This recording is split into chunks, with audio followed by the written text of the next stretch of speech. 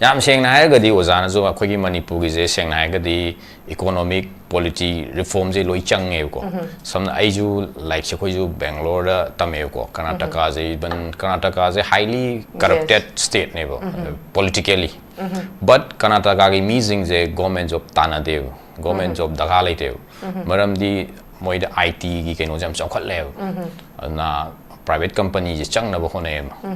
aduna private company ne hen azu nungai ba adagi regards to tong nei bo aduga magi lifestyle nu ngai na politically corruption dog za ju ngasai economically som da chakhalak pani na aduna moi ne hena adu doina focus pi government job se yam ka hena kaino the government job focus pi rai na hujik 7 pay 8 pay kaina changes lak pai khara moi ju government job tana re ba the mind to na khoi manipur gi ju main issue MCS tana re je kai gi no ha ga di asai society de yam na revert tong na ba ko admire tong na ba adu atopa private ki kaino am ta leitab se avenue am ta leitab se aduna private avenue leitab ne asai MCS kumba government job ta yam ba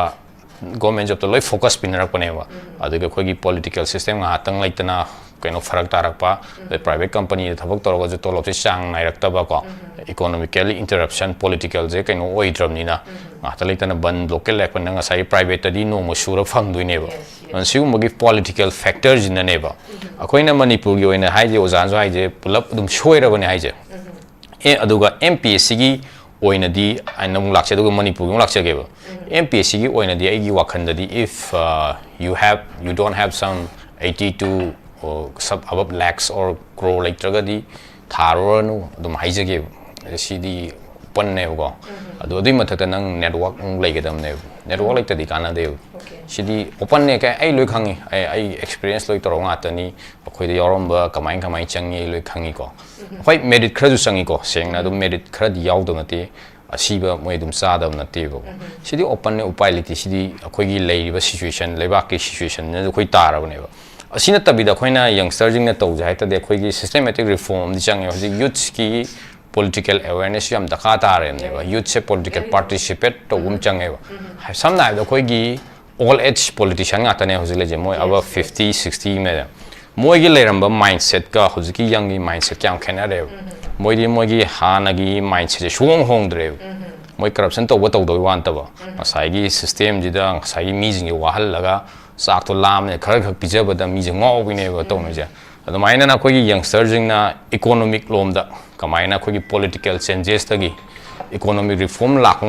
visionary leader khan ba chang e ba until and unless we don't have the visionary leader ko manipur gi visionary leader hairaga khoi gi politics tang na ta ma he should have the certain knowledge of economy ko good networks have the magi politics ki kaino dang ta environment large scale on ubangam ko siguma mindset kara entrepreneurship oi ba kara change ba natraga di khoina adum sigi vicious circle dum laini adui mahutai ne dum haji uni central exam oina try to view adune hena phani ko natraga tawje haraga ju isa fan participate to wi rabo ko akoina kem ta di nati toge khallaga di kem ta nati akoina MPSC 2016 hok matam da ju khoi ju C stage yong ne khalam de khoi ju toke dum toram me ba ai career sakhibana fayebu do laibok pha ba haigadra matam nar haigadra matam du ge dum khoi ngamna ba dum lakhi bane ba adu ngam ba de khoi ju ngam do dum malakhi ba main tona changjan ge haiga ding ngam da na te du bu haji ki youth sing ge smong wa ki candidate aspirant or even jing gemole mogi patience level je khara hena kalaning hai ta ne ko tauge haraga di youth singna energy duna tauge di ngamdam na te du patience level je khitang leiraga ai mak khan de ya de haibagi wakhan natab ko haibadi manipur gi lebak sigi sidagi loi horoktoini haibagi attitude wakhalon leibam change ba natraga di khoi gi sigi dum kaino je dum leini sigi manipur gi hajik leiba issues problem je dum hena problem tholakane dum manipur thado sakhibna wen phai ai tare hajik maram di sidagi tholakhiba mayam jina khoi stage chalai doine bo ji step chalai bi da lakh kro pinara ga di mi ju changi picha do hanjan na hona ba ji sidi ai wor ju dum tawra da ne mo kaino gi wana te bo hanjan da ya pon te bo poche yolang ni man chang kainari ni ko aduna yuching dai hanjening je duni either hajuji koina central government gi apply to ko adu tau na de manipur da politically economically ko socially reform je youth singi kaino jam chang hai tare ko youth participation yaw debo ko kaino mayam de chuguma activities mayam de Keisham Kishan Kugi Inau Sita Singna Hanagi Kugi Masa advocate and former Mpsc Aspirant Makaksune. Aina Kishan the Lactaning Bawapamdi, Kishan the Singna Masi Asukana Chow Grubber examen, Mada Kugi printing mistake in Habisi, Uzana Sudum Tambiri, Masi Wakaliamun, Kalaba Matunda, Miam the Karigum Bakaradi Sing Doctor Badia the Banina. Statement Amadi Tam the Bayada Banina, Masi the winner Tamapani, Wigani Habisi, Uzana Sudum Habirikwa. Adumapu Soybayaba Hiba Muga Soybayada Hiba Mugasu lady ba Masida Soyfade Hiba Karadi lady ba Mioibani Koi Mioibasi land of Budingam de Adumakoi Targasu Soybasungaya the Jagama from the Soyjella Pasidaneva 2016 gi Sidagi Oirakanda Masi manipulate Taurabra Hibagi Jingnaba lady Egi Zedaxida Naran Toiba Todoxinadi Hena Shui ba yada ba jaga da sujel la pasidi hen manipulate tawre even karor da lakh ta leire haidana miyamna achau ba pham sing si bo khwai dagi paisa pai ba mi khaktana paisa pai hong na bagi lambi amakha hingna bagi lambi amakha oi bagi mami amakha miyam da kanna hona zari ba sing si da ning ba kai bagi jingna rak bagi trust issue ma leirak pase sig matang si da as a former Mpsc Aspirants Amoina Kishan Kari di Tamning Commando. Hozik, Hodrem Wang Lake, Tang, Point of Ozana, Hozik, Yam, Anita Kumbom, company, moderator and a Panigoza. When Ozana, question moderator, explain to you. Maram de Hijikano, Mpsc, the question moderator is late. Okay. The question moderator later got the consequences.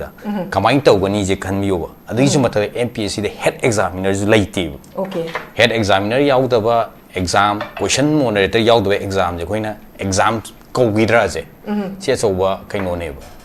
Exam sing never. It's not an exam never. Okay. It's a honorable court Kimamang honorable justice no being judgment that we all will later never. Candidate of their choice name, Moina Kalize. The Yomang the Kangi Matam, the Quidisdum hung up Payawako. Candidate, I want them hung a dum combine quite on Adam saying them high. Either you prepare for central service, the Bankumacano, Kogigan, the Tower on Mpsc. A Koizu hope from the Tarakibaneva, the Boo, Sangal Rokanda Ure said it's not about merit candidate even at Tevko. It's about the candidate of their choice Moy upon Mikanava, Mang the Malan Baita and Manungana Maneva Tonora Just for namesake. Just for the namesake, upon Bakoi Babu, upon Mokoismatam, which Pang Rida and Hadu Babu or Wakatani, Haduba candidate select. Moyahana Kanduatam, Madame. Masi when a Bajan Minote, Madame the Kogi football Gumsana than Gomam. Football Sana, the best player Kanano Gomam, the player Mam Kanga do never. At the mind of the academic candidates in his circle, who is the best, said Kanga Yebo. There was some time do the Gikalaga, Asiba, Saba, Kalam, the Cam, Gram, the Cam Canada. Shuang Kangaba, Aquinazu, Kangaba. Magi merit say Kanga Mijidum, Yaw Ma'am. She never Mpsc Mayam, the trust Swedija, when I see my claim I will be port say, Adum, if home honer of a neighbor. Very later, Mayam, Maraxida may labor crasdum happy when going as I face saving whenever. Adubu maximum percentage, the amana cannot grab a neighbor, dum already sold out never. Duga Sida, Masagi Moina clarify to secure printing press the Kanoi when he has CD gross negligence, irresponsibility, ni more accountability, loaning the winning on the Tado Poneva. Mpsc my condo business rule 26A7 the Yauzariva. Mine already Kanona question same of the question setter and a same of the questions setter and a kya shame do know the clarity or deva. Question setter mana shed ama not question ama shame ni high mogize. Although high is a command to do the question the Pito reco. Questions Amakak Shemi Bra, Anikak Shemi Bra, is a Magi rule, the clear with you. Amakak Shemazue, Anikak Shemazevo. Questions at Anikata never. And a question set at the Gidum lick or Gizium lie was it mobile folly, is ni tino violating Igi, Wadi never question set at the lick or Bokota, Hositiam lie, Shemi questions you, Yam live report never. Question number the Esheni. chin na hai ba dum li oi ba yai ba kai no da hai da ga jana traga question setter oi du na ngak tang wari sana dum yaw gi ba ya ba question nga ta ne ba question jeta question am manung da fraction thok pa na te ba question manga da question ni pa na manga kha gi dum chin na dum hai ba li oi ba dugi mathak da nga sai gi same ba question je MPSC gi confidential committee na finalize to do ne question setter dai lak pa committee ko confidential committee je kana no ju khang de MPSC gi mi oi do ra kana oi do no question moderator yaw da bra question moderator rules da question moderator je lei tram ni na question moderator je yaw dre ba koi na ju RTI apply tha ma tam da noi je question moderator lei bra khot pra hang ba lei te je hairak khi ba lei ram de mang gi exam jig da adumba khara lei re question moderator chulai lei te aduga question si mo gi confidential committee ji na check to ha ba question je kai da soiba lei out of syllabus hang bra si gi mang na akhoi mang gi secretary ga ju nai na zaru da moi ha rei je kashu da ka oi dum ha re ba khoi hang ba question mo de kashu da ka oi de moi ju dum BMA loiram na out of syllabus oi de khoi sora pom khangi aduna du main tor dum yai shinda adu main tor ga question moderator na finalize to na te either MPSC staff of some other unknown person namna dum finalize to bane ba adigi mo printing paste tha bane ba adu printing paste tha ba je ngasai yo jana bu de hai yam section na ba kaino ge exam ko ki nam goda bani hai ba khoi haininga adu lu gra state ki fate state se decide to do ne ba state ki will by do ne ba sida MPSC gi secretary controller je yaw dan adum panam namal labra sin haina hayeng adoi ta di printing paste gi jo hoji ki WhatsApp technology age ne printing paste ta nammi ba kangu da gi oi gi dum ya hoji ti yam mani hoji ti yam chokhat le matam thai ne matam na tre na printing paste gi question lik ke se dum thok pa dum ya ba adu na koi na kana khamwang gi JS1 JS2 gi ju dum lik oiram ba su dum ya adu na sigum ba gi lob hol lapses se yam na irresponsible line adum tawraga ju lai ando ai sum khan bada khoi ju 2016 da gi ne tawrai je matam da khoi ju kem khangam bana te go sum chang lo ne moi sing hai de khoi candidate sing ju gi ju ai khang yaning da dum le ba candidate sing gi ju seng hai candidate sing jina exam je fajana clean and clear da tha je hai bagi wakhal lo na chang mode khoi na changam me matam da dum lo shilam be ya ba hoji ke problem je kaino da khoi na sumai sum chang ba yaning da ba candidate sing mak ta dum lai ba maram di pekha thaning mane am he le ba aduna fajana seng na tawraga thaji hai je yada ba se ju MPSC gi official sing na ju dum khang da na te khang e ba adumai taw na sigum ba je khaga season raga adagi coaching institute run to ri ba jing ju ngasai moi business to failure pani na moi ju exam yam toi to honinga anu MPSC seng ba seng da kem daga oi de ai business ai karbar je dum smoothly run to loi gre haina adugi adudum cycle du lak pane ba hajik sumangai ai ne ai gi team kharaga khoina financially isagi knowledge and financially puthok jaraga hajiki hai 2016 gi case mayam da chandoi loisan na gari ya san na gari sen krapi ne kain chin na pa hai case loi dri ko case sathari amuka muktak pa dum yai maram di oza hajik head exam na yaw dana tograba exam ni question moderator yaw graba exam ni adu oza loirak pada draw a line at the end of each question do yam marui hai ba di si yek tragadi makha di challa ju yai maram di MPSC gi history da koina khang yam le mayum da tha ba yam yaw grab ne mayum da tha gre khan gre thaba so post mayam pai gre si wari na te seng mane ado CBI inquiry khara tawli ko CBI inquiry da mi khara bodi charge thagat kre koina khangja bada ado bu moi gi inquiry jam tapman ba hai taren ko koina ngai ba ngam da ba ni follow up tawd ju ya da ba sigu mayam na koi da ju khara case yam ba koi da ju khara pace slow sat pane ba adu MPSC gi exam gi civil service gi exam gi oina di ngasai gi fajana accountability fix to be yaro to do be yaro ba moi maram da CBI inquiry to moi the punishment pi dram ni na moi free hand da tha ba samane adu na moi na kemta candidate sing jumare kemta dakata de koin tongning kushi tongni haibagi attitude kaino se dum hong de haitare adu na ninga sigi handaki exam je soi je aduga si exam je hojik soi je si dum haijagi si exam je lora case dum leine okay maram di si factors mayam level lab se dum lakini adu si exam je tawdri ga mang da jo koina case tha ga leiram de so maina noigi rule da lab ses lei exam je to adu laiba thidi honorable ko ki wisdom na tawhan gi namna ko dum tawre ya gre aduga pre tawre pre ju mu issues mayam thokare court case tongna thulakini aduga adugi pre question du bukta adum challenge tombi ya mayam maram di ma question je same de di maram di koina number da google le loi thole e online da phang ma ta ne das khomjal laga adum nam thorak pane ba adu da ne ba asai question ga je dum pangnam da namjan ma mali je maram di question exam sil laga di ma ge question setter lai ga da ni kaino mayam lai ga dam ne ba adugi mechanism lai da koina phone da number da thola ga di adum past year ki question mayam adum hapsel le ba na si je mamang kaino khaki exam de mamang da zum to lai ba da hanjak sina technologically khale aware pa ga ko mi jing khe aware pa issue je sum expose to rok pane hai tare aduna hajik to godori ba kaino ji ju 22 da ye thu ai ji ju ko si ju exam ga zum ko light to ne ba si ju mu postpone to ya ri ba okay aduna sabjana lep 3 ne ba si moina 22 lep si da hajik candidate khara ifs tha ba yaw ri ba exam ani je tha doira no matang da haibagi issues sudum leita ba nate ba aduna thabak to ba da kitang responsible of the accountability je leita na nga ge gi tongning ko si aduga exam ji gi ju myeng bi ba notice exam notice tara kun thok ne kai dei no gang dam ne exam notice amani gana to advertisement ga jani hum ba thokpi hatang le amang thobi order ji nga hatang le inmi kang hatang le candidate ta harassment yam na pi ba adu moi gi soi ba ji nga si bok ta accountability am ta fix to de adu candidate na kitang exam minute manga thengda ga na so changan da bi adum ba sigum ba yam na thoe ba ko aduna ajum cheng ju hai jage sig exam je hek loi ba ga issues ti adum lei ki ne mpsc gi di okay kisan da ina lak chaning se haidi masigi matang da haidi sang na haidi keno tawra bane ne experience leira po me am dune nga sikishan na yamna mamuta na thambiri bese haibadi proof later ga di kishan chu ngang mangam moi ba ngasi smaina platform under thogla ga ngang ba ngami se adubu suk chawer exam amada kasai accountability later ba credibility su laitre habise khangna ngasi phawba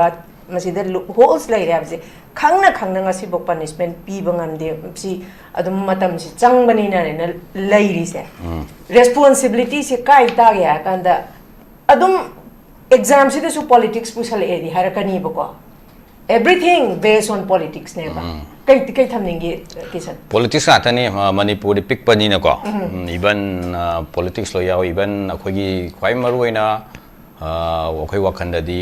academician amadi intellectual jing silent loi leyeba even moi ju moi mi khalawra loi hai bagi sigi attitude wakhalon da loi leina greba adu na ju gi effect na de ngasi manipur gi kai re hai je koi na ju yam hai greba ngasi manipur gi lan thoi je mainly sidai horok pane na suppose ma palam de mi changi hai je ngasai mi je kanana filter do do ne sidagi khan gi officer sing ina ne exactly ngasai gi moi gi aadhar card sabagi lising manga la khara phango boduna na tawbudagi issue se manipuri ngasi oi film je oi rakhine si je mayam je understand tawrangani ju khalle ko tawraga ju ngasai gi akhoi job opportunity lekta ba unemployment issue la maram de isa thabak to hor loi hore thau phang loi habisi wakhal lo jini hena lungi bagi ko sine hena lakpa male duga politically ju dum leita banate loi lei influence loi lei hojik PR matam ni khitang hande hewa ni PR matam oiraga ju dum influence loi lei benga tani ko duga maming matha di khoina taja mayam lei kanai mayum da kamai tong nei ko si dum khali jing je kamai na no ko phajana ga inquiry je yamna influence like traga di dum loi dum phaglakani ko aduna adumak tawangam dabgne ju khalle aduma si loin la leibna te du tawu ngasai gi khoina si systematic correction taw ja ga di intellectual academician ade di candidate oi revising na ko aduga parents sing jina yamna kaino tawraga di dum semdok podi kemta na te ko adu luri badi khoida candidate oi revising ju once magi kainom settle taw ga di ka hena yawning akte ba aduna adugi issue se last ta ai gi career lom do in lak na ya aduga leiba ke po se kashu yam ka hena focus su piru da bra ra thabak chin be ra di khangdre ko adu mi khara di dum lei to na te do bum minimum je oye ba aduna khoina ju yam ka hena to ngam je su ai je se khoina to je koi ken mi mari ma khata ngai ram ne seng na gadi sin ata tai gi type ta hojik se MPSC je 16 ji dagi cleans to je no de koi ji honari ba some certain budget issue lei ba koi keno tok do ngwa ta ne koi dum sangjil li ba CBI gi dum sangjil lakhini matam di chang ni ko koi da man power wat pa keno financially wat pa do koi ngam na bi dum honar rakhini aduna MPSC ngasai gi phajana to je har gadi hojik lei ba issue ji ju dum sumaina dum loi gi ne ko maram di candidate singi tempo adagi magi kaino je MPSC na ju kuina handle to khang e kuina chaloi matam khra khatagi ni na si je phajana clean to jai ngasai hai je do candidate singi role and responsibility jam chawi akoi candidate sing ju mangare yamna kupna thigaro di sincere in tha je ka yam yawram de ayam banang haki facial gi kai gi ai pekha tha bi type to ai pekha tha le mi type to yamna sincerely khoi season na manipuri kai no man lak tuini hai bi vision mission khangna changa ga di yamna sidi MPSC je clean to ga sai gi controller the same person je staff selection commission gi ju oi duini Mr. Lalme MPSC bu su mi yam de shore hang staff selection commission gi controller ma oi duini bu last employment kai no to de ka to dui do kai ri no adum shoira da bane ba adagi ju maru aina ozana ju hena khang ngam ni controller examination either academician professor amana oi ga ne ba bureaucrat samna oi ba da si gi experience ya bam thok te ba hai ju hai ro maram ni mai area na te ba adu controller je bureaucrats ne oi je kai no amana oi ba na te ba si gi UPSC gi rules mayama ju yenga to da ne ko gi di ngak tang gi yana yana to wi mung da lai se sina ju he na shoirak pani je ma hai je okay thank you very much amna marik chumba warol ke ama thambiri makha chatha jaboi nei oja inau kisan dong lak sage inau kisan khoi gi oja na budi habjik ngasai gi khoi gi academic exams ama gi matang lawgadaba inau na hangbadu thambiri ko dubu academic exams ama ka competitive exams ama gi rules and regulations ji duki mati khenaram gani haina leram gani masigi chap chap se akhoi na gi khangbabudi inau na hena khanglani siga matang ju khara thamhaninge duga amuk thamninge ina ngasai gi MPSC ai tharo raga tauri ba manung da motli ba kholi ba mayam sidagi kari nungi no khanjalakpa matam mangba sen kari haini ai je kari gumba thabak macha ma habidi isagi self employed isana tabjaba ya thaba am tawbani hena pharambra kaina adu hauji angang inkhалei ba mayam se adu mak thage habidi mayam am leiri ba adu bu masigi phibam sida leiraga di dum ningba kaira ga topagi phibam ama chaung la ka dori ba adu duna aina Kishan da youngster sing chi da kari message pining makhoi tharu raga chang paisa ju ting doini chahi ju mang doini pressure ju lai doini full effort full determination pirani chang raga manung da tawi ba mot pa myam dui lai urani haji jo angang lai myam je dai myam je ai pekha tha ni na taw damam lai adu bo khoi na sum ushalapa da di ojana su dum thambiri duni full nepotism favoritism pura chen pai bana lai bangam badu ka tane ba adu gi phibam de lai ra ba ji ure khange ba adu na youngster sing da message khara di thamaning Kishan ham bagi chena hai ba question do academic exam ga civil service exam ga khena ba hai je amarom da question dui wani ko khena dui je amada du ama civil service ajina koi India je run to doine ko state je manipur gi na run to doine ba academy is my field dune ba adu exam gi procedure manung gi procedure hai ta ngasai question moderator cd bureaucrats na khang dong na te ba si even UPSC khang ni ate civil service exam da ngasai role je kana la the controller of examination ni ma gi role yam chaw si ji ngasai gi koi gi professor ko 8 to 10 years ozana ju henkang sing experience lai ba mina handle dong na ye ba even UPSC level da adu maina lo aduga ate question setting gi India gi je civil service sai wani largely academic web India gi exam khullo je aduna ju ne sometimes khoina ju IS khalla matung da ngasai gi public field la kan coordination ngam dab je haibadi 24 hour phamaga leiba mi jina IS power laktuine aduna ma bi ngasai field da tara kan opposite ne field da kai changi public coordination changi public relation changi mi organize to bom changi pura contradictory ne India gi problem di sine ngasai exam ga ngasai gi trok da thabak se kari mari leina de adu madu khara aduna judum exam ni sumna lauraga judum problem de dum thoe India da ngasai gi ajiki kaino je academics na my particular subject one the thoina kasham na khena budi nate procedure do ngasai kaino civil service exam je highly academic oi rubagi academician sin na kaino to aduna bu handak ta UPSC na ju ngasai gi IS khalab jing je moi training matam da my gi islam da kai da village ama shem da ni khara semdora i ba habdi ma hasigi tawriba exam system je UPSC lauri je India is a large population oi bagi ngamakta bagi kaino torokone ba yamna si je yamna kaino di oi badi perfectly not free ba matam ji ga di chana wali ne ba adu nga sai gi chena haibada youngster sing da kari message spinning i haibdo yam seng na ga di ozana zo akhoi gi manipur gi je seng na ga di economic polity reform je loi chang nge ko samna ai ju like se khoi ju Bangalore da tame ko Karnataka je ban Karnataka je highly corrupted state ne ba politically but Karnataka gi meaning je government job tana de government job daga lai de maram di moi da IT gi kaino jam chawkhat le na private company je chang na ba khone aduna private company ne hena ju nungai ba dagi regard su tong ngai ba aduga magi lifestyle nungai na politically corruption dog za nga sai economically som da chokholak pani na aduna moi ne hena adu doina focus pi government job yam ka hena kaino the government job focus pi rein hajik 7 pay 8 pay kaina changes lak pai khara moi ju government job tana re ba the mind to na khoi manipur gi ju main issue MCS tana re je kai gi no ha ga di sai society da yam na revert tong na ba ko admire tong na ba adu atopa private ki kaino amta leitab je avenue amta leitab je aduna private avenue leitam ne sai MCS kumba government job ta yamba government job to loi focus pinarak panewa aduga khoi gi political system nga tang leitana kaino farak tarak pa the private company thabak toroga je tolop se sang nai rakta ba ko economically interruption political je kaino oi dram ni na nga ta leitana ban local lek pan nga sai private di no mo sura phang dui ne ba an siu mo gi political factors in ne ba akoina manipur gi oina haije ozan zo haije pulap dum shoira bane haije aduga MPSC gi oina di anam lakche aduga manipur gi lakche ge ba MPSC gi oina di ai gi wakhanda di if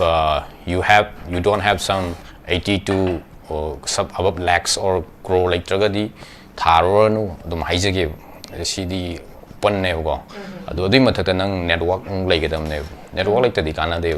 cd open ne ka ai loi khangi ai experience loi to nga tani khoi de yorom ba kamai changi loi khangi ko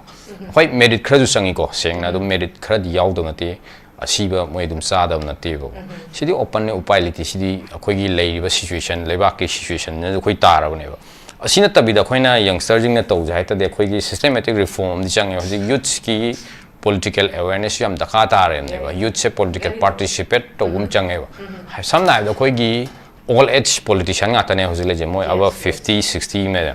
moi gi leramba mindset ka hoji ki young gi mindset kyam khena re moi gi hana gi mindset shong hong dre moi corruption to wa to do wan ta ba sai gi system ji da sai mi jing gi wahal laga sak to lam ne khar khak pija ba da mi je ngo bi ne ba to ne ja adamaina na khoi gi youngster jing na economic lom da kamaina khoi gi political changes ta gi economic reform lak he visionary leader khanba change ba until and unless we don't have the visionary leader ko manipur gi visionary leader hairaga khoi gi politics tang na ta he should have the certain knowledge of economy ko good networks have the magi politics ki kaino dang ta environment large scale on ubangam ba ko siguma mindset khara entrepreneurship oi ba khara change ba anatraga di khoina adum sigi vicious cycle dum laini adui mahutaina dum haji uni central exam oina try to view adune hena phani ko natraga tawje haraga ju isa fan participate to wi ko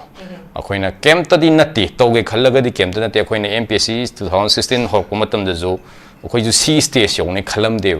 koi ju toke dum torom meba ai career chakhibana fayebu laibok pha ba haigadra matam nar haigadra matam dugi dum akoi ngamna ba dum lakhibane ba adu ngam badai de khoi ju ngam do dum malakhi ba main tona changjan ge haigadi ngam da na te adu bu haji ki youth sing ye smong wa ki candidate aspirant or even jing gemoli moigi patience level je khara hena kalaning hai ta ne ko tauge hairaga di youth singna energy duna tauge hadi ngamdam na te du patience level je khitang leiraga ai makhan de ya de haibagi wakhan natab ko haibadi manipur gi leibak sigi sidagi loi horoktoini haibagi attitude wakhalon leibam change natraga di khoi gi sigi dum kaino je dum leini sigi manipur gi hajik leiba issues problem je dum hena problem tholakani dum manipur thado sakhibna wen phai ai tare hajik maram di sidagi tholakhiba mayam jina khoi state che chalai doine bu ji step chalai bi da lakh kro pinara ga di miju changi picha do hanjin na hona bi sidi ai wor ju dum tawra da ne mu kaino gi wana tebo hanjin da ya pon tebo poche yolangani manchang kainari ni ko aduna yuching dai hanjin ngi duni either hajuji koina central government gi apply to ko adu tau na de manipur da politically economically ko socially reform je youth singi kaino jam chang hai tare ko youth participation ji yaw debo ko kaino mayam de chuguma activities mayam de so achmai nai thamja. Okay, thank you very much. Yamban chumba warol habdi even koi lakadori bana ha sing de so acha o message samne koi kisan na pibiram se loiselak pada